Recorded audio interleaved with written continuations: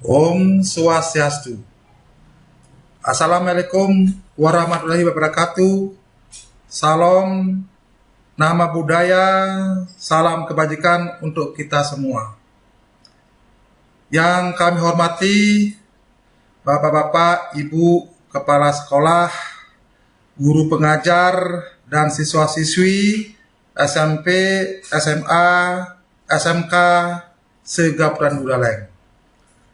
Pertama-tama kami perkenalkan bahwa kami dari BNNK Buleleng akan memberikan sosialisasi tentang dampak bahaya narkoba kepada seluruh SMA, SMP, SMK yang ada di jajaran Kabupaten Buleleng pada saat kegiatan MPLS ini masa pengenalan lingkungan sekolah tahun ajaran 2020.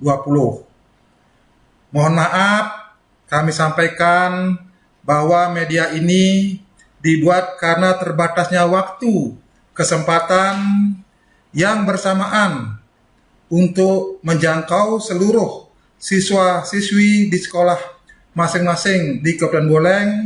Di sisi lain, para siswa harus paham dengan bahaya narkoba dan jangan sampai jadi korban, baik pada diri sendiri maupun keluarga. Sehingga dalam kesempatan ini akan diberikan pandangan, pemahaman tentang hal tersebut dan mohon perhatiannya dan dipahami. Mengawali sosialisasi ini kita berbicara masalah sejarah narkoba masuk ke Indonesia. Sekitar tahun 2000 sebelum Masehi, di Samaria dikenal sari bunga opium, ya, yang namanya opium, candu. Kemudian abad ke-17, masalah candu ini bagi Cina telah menjadi masalah nasional. Bahkan di abad 19 terjadi perang candu, di mana akhirnya Cina ditaklukkan Inggris. Tahun 1806, seorang dokter dari Westphalia bernama Frederick menemukan modifikasi candu yang dicampur amoniak yang kemudian dikenal sebagai morfin. Yang mana namanya morfin itu ya dewa mimpi yang bernama Morpheus di Yunani. Selanjutnya tahun 1856, waktu pecah perang saudara di Amerika Serikat, morfin ini sangat populer dipergunakan untuk menghilangkan rasa sakit bila mana luka-luka pada saat perang.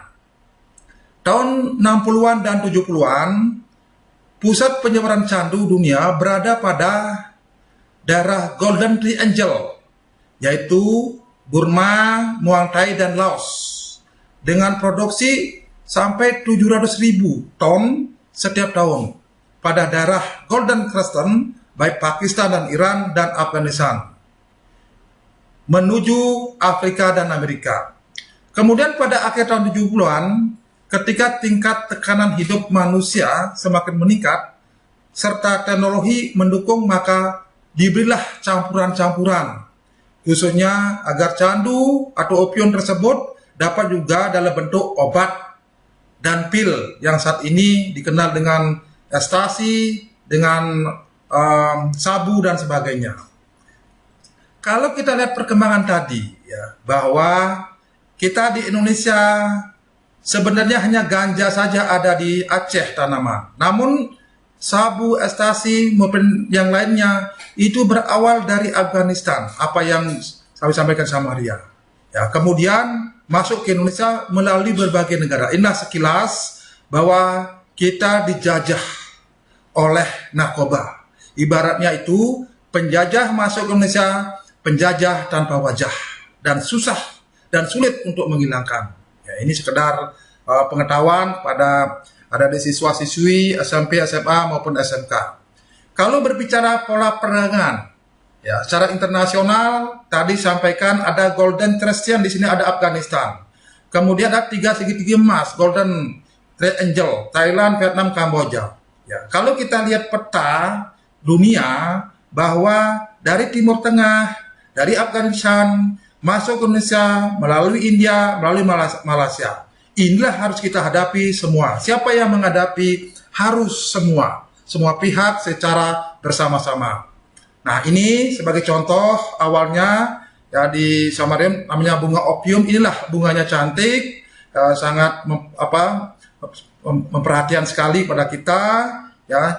Kemudian ini getahnya, dia berbunga, kemudian ada getahnya. Nah, getahnya inilah dari buah opium itu dilukai dengan pisau sehingga keluar getah warna putih, dan setelah kering dirubah menjadi warna coklat. Ya, getahnya dipasarkan juga sebagai opium mentah. Semua berguna di sini. Opium mentah diproses secara sederhana menjadi candu, berguna juga. Kalau bila diekstrak, ya lebih lanjut akan menghasilkan heroin ekstraknya. Begitu sampai limbahnya, begitu sampai sabu ekstraknya. Nah, ini sangat berbahaya sekali buat kita kalau masuk ke Indonesia, apalagi ekstraknya. Sampai saat ini ada sabu, ada ekstasi. Nah, ini sebagai dampak, coba para siswa-siswi lihat yang awalnya cantik menjadi seperti ini.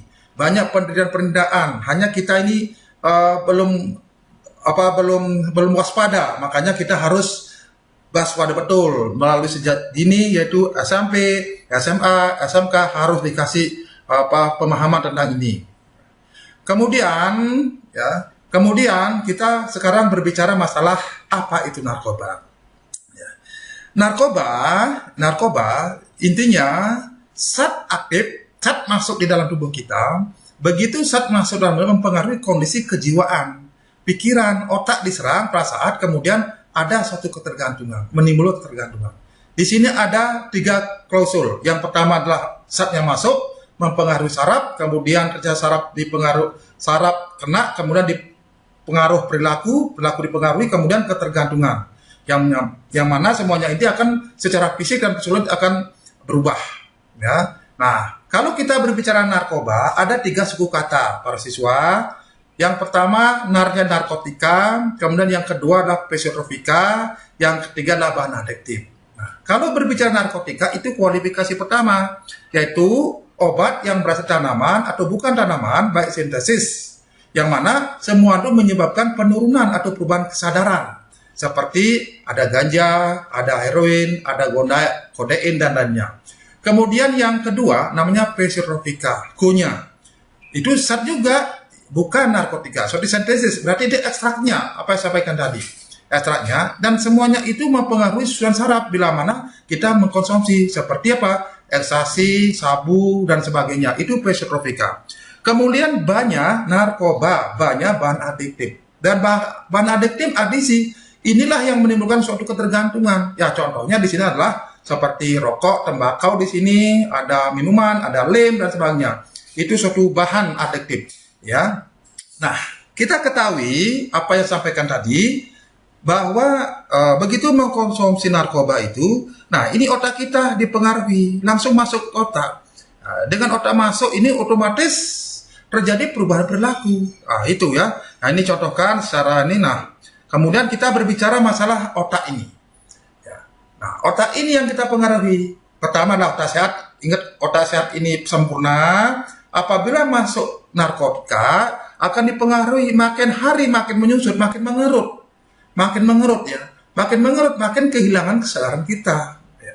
Nah, otak ini dipengaruhi. Makanya hati-hati sekali kalau umpamanya kita bermasalah narkoba. Nah, ini coba kita lihat sekarang bagaimana orang narkoba, bagaimana sebelumnya, bagi sesudahnya.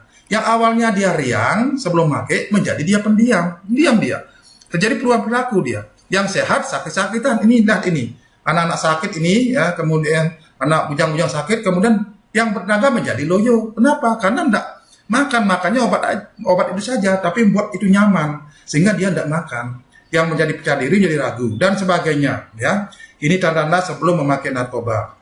Nah, kemudian kita lihat bahwa semuanya itu narkoba, narkotika, psikotropika, dan bahan adiktif itu mempunyai sifat-sifat yang sangat berbahaya. Sifat yang pertama itu adalah adiktif, sifat yang kedua itulah toleran, sifat ketiga itulah habitual. Apa itu adiktif, apa toleran, habitual? Nah, ini yang saya jelaskan. Kalau berbicara adiktif, bahwa pemakaiannya itu pemakaiannya meningkat, makin hari terus menerus, susah menghilangkan. Itu adiksi. Ya, contohkanlah, kalau di sini contohnya bahan adiktif, narkoba kualifikasi yang ketiga, rokok atau minuman keras.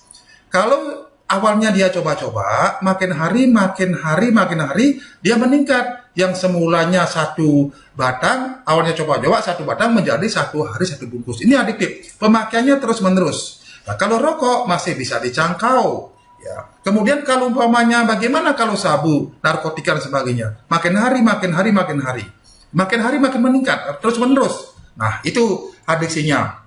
Kemudian dan bila dihentikan, apabila suatu ketergantungan menimbulkan efek putus asa yang namanya sakau, sakit yang berkelebihan. Hanya kualifikasinya yang beda.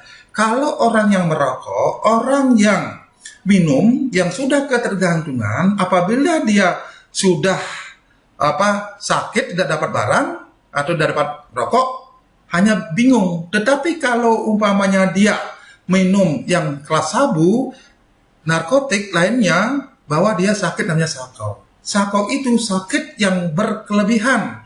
Ya, rasa nyaman akan kembali timbul bila yang bersangkutan kembali memakai narkotika. Bagaimana kembali kalau umpamanya dia nggak punya uang, dia sakit. Nah, rasa sakit ini dapat dihilangkan dengan pemberian obat anti sakit, ya, kecuali narkotika yang sedang telah digunakan. Artinya, dia itu hilang sakitnya apabila mengkonsumsi narkotika itu sendiri. Nah, apabila yang bersangkutan untuk mengatasi rasa sakit itu ada dua cara. Yang satu, bisa sakitnya mengkonsumsi kembali dengan beli lagi. Kemudian yang kedua, mengambil jalan pintas untuk menghilangkan sakit. Di sini bisa bunuh diri dan sebagainya. Itu yang pertama. Kemudian yang kedua, mempunyai sifat yang berbahaya, toleran. Toleran itu membuat tubuh makanya semakin menyesuaikan diri dengan narkotika. Sudah menyatu dengan narkotika. Ini sudah ketergantungan yang keras. Kalau sudah ketergantungan yang keras, berarti Tuhannya narkoba Tuhanku. Di sini kita contohkan, kalau umpamanya orang yang merokok sampai di kamar mandi dan sebagainya, itu sudah toleran. Kalau umpamanya dia lebih baik merokok daripada makan, itu toleran namanya. Itu toleran. Ya, nah, bagaimana kalau nggak dapat? Kalau nggak dapat, dia kembali bingung. Coba bingung kalau toleran, kalau rokok, kalau bahan adiktif. Tetapi kalau klasifikasi sabu, ya, narkotik yang lain, sabu, ekstasi, narkotik, kalau dia sudah sampai toleran, dia putus asa, sampaikan tadi, dia namanya sakit sakau. Sakau itu sakit berkelebihan, ya, itu.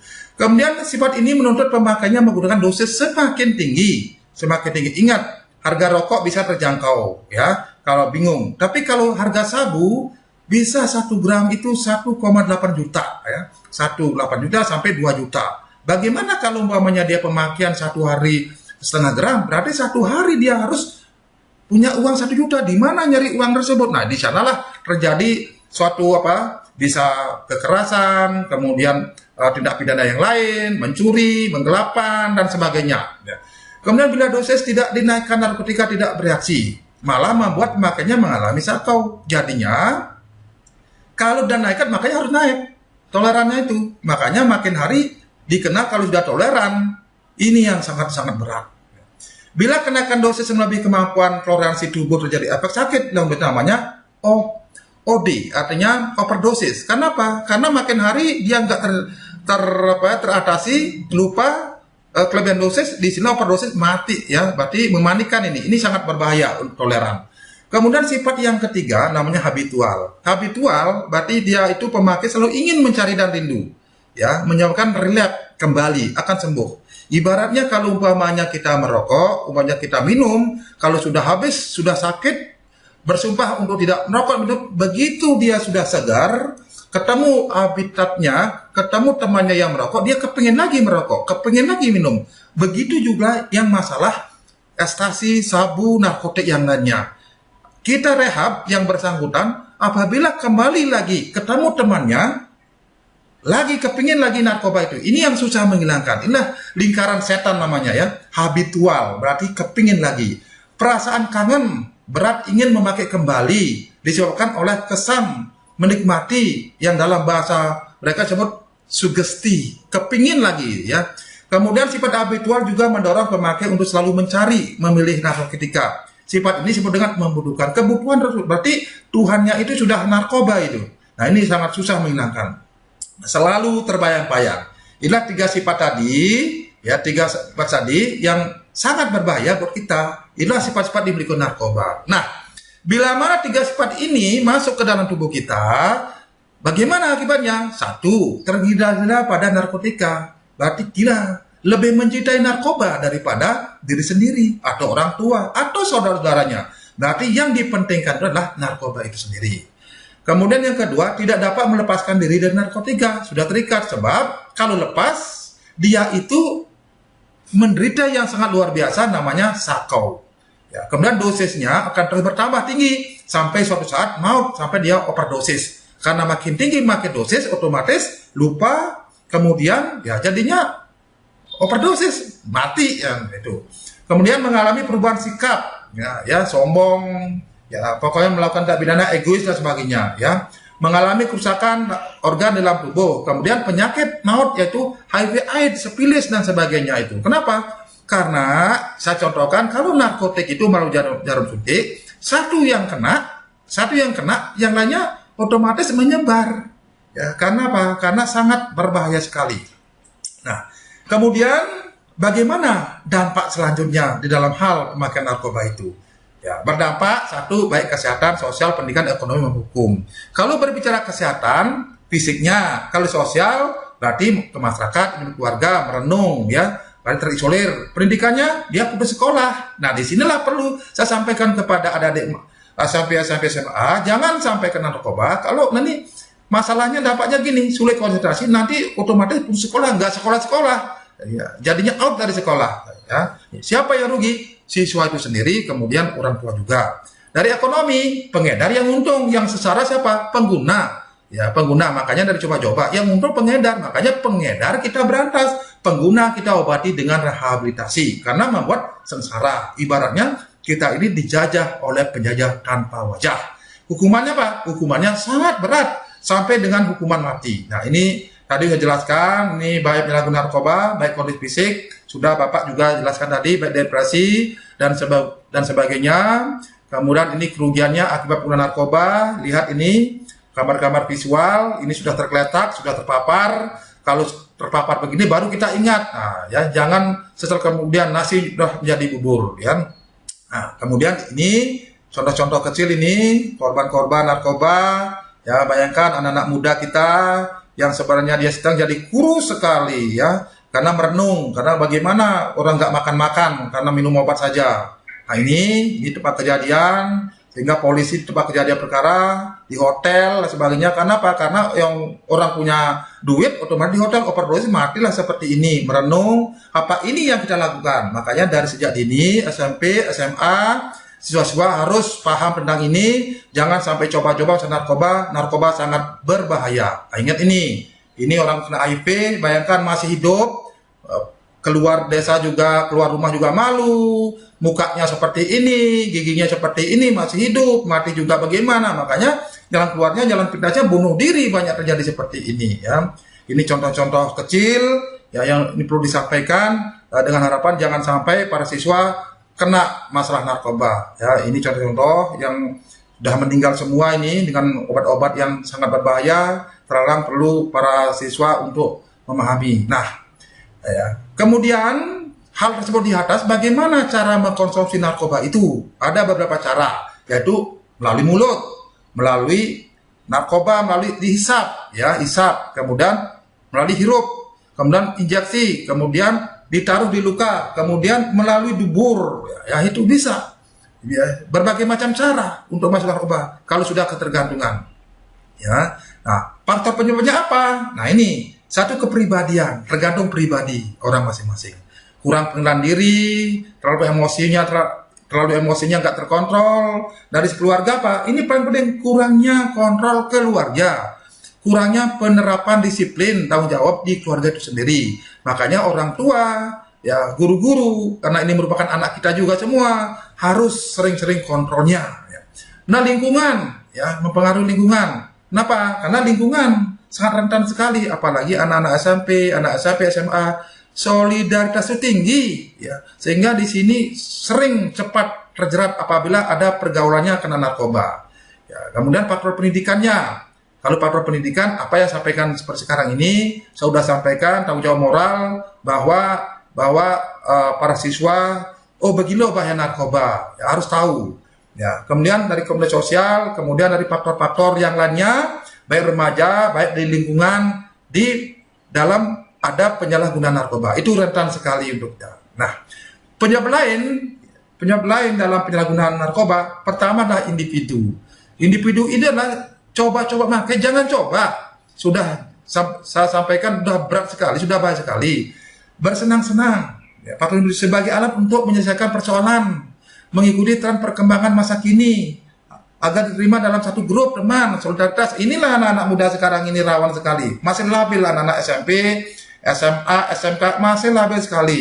Baru tidak diterima sama temannya aja, dia udah ngaur. Ya, pengertian yang salah bahwa sekali pakai tidak bermasalah, salah.